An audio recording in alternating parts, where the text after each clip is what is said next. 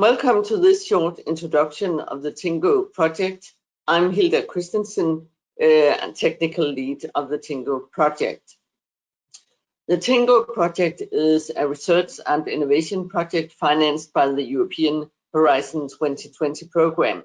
And this slide shows the overall aim and geographical scope of the project. Main pillars of it are the observatory, the repository, which are fed by the knowledge production, which takes place in 10 local hubs. While the repository stores raw data, survey designs, etc., the observatory is meant to create a platform for collection, coordination, and innovation of existing knowledge and initiatives. The objective of the TInnGO project is, as you can see, to promote gender equality and diversity in all areas of transport at European level. We have 20 partners in the consortium, and it runs from until November 2021. The TInnGO project has an ambitious goal of contributing to creating gender smart mobility, not only for women, but for all. And the topics, the methods, and the political ambitions, they span wide, and I will offer you some examples of what we have done so far.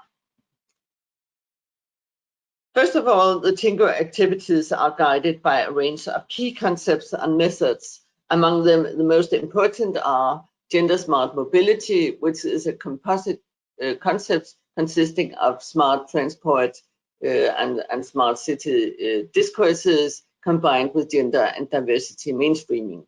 Secondly, there is intersectionality or intersectional analysis, which indicates that gender cannot stand alone.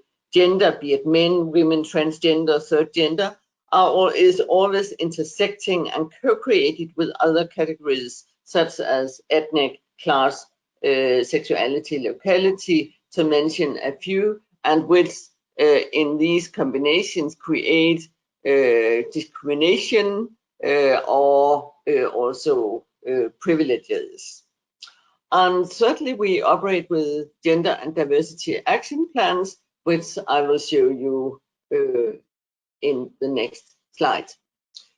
The TInnGO outputs consist in gender action plans, and here's one example from the Paris region, a big metropolitan region in Europe, where the GADAP plan implies a systematic setup of aims, which you can see, which is to provide and improve the inclusion of marginalized groups in the new shared mobility systems, bike sharing and in public transport, and it includes a systematic mapping of data.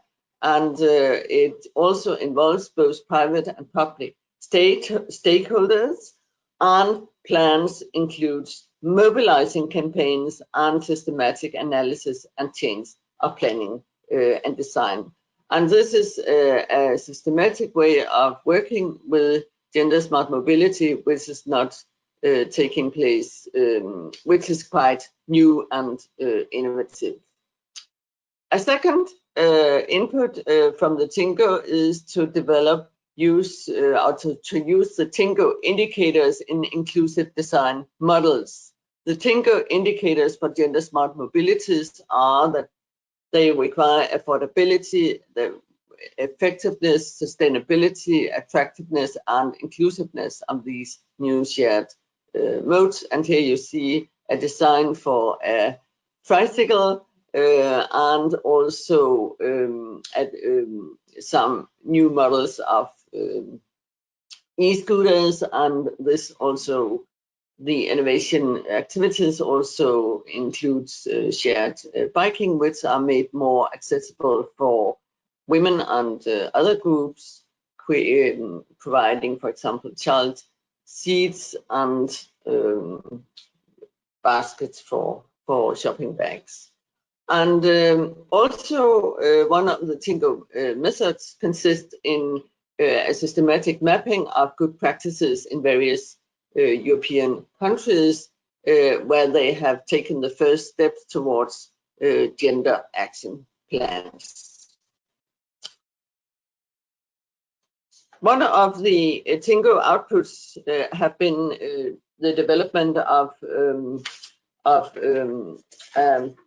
a digital tool which is applied to find relevant national and comparative search queries, and where we have looked into the visual representations of smart cars, autonomous cars, and passengers.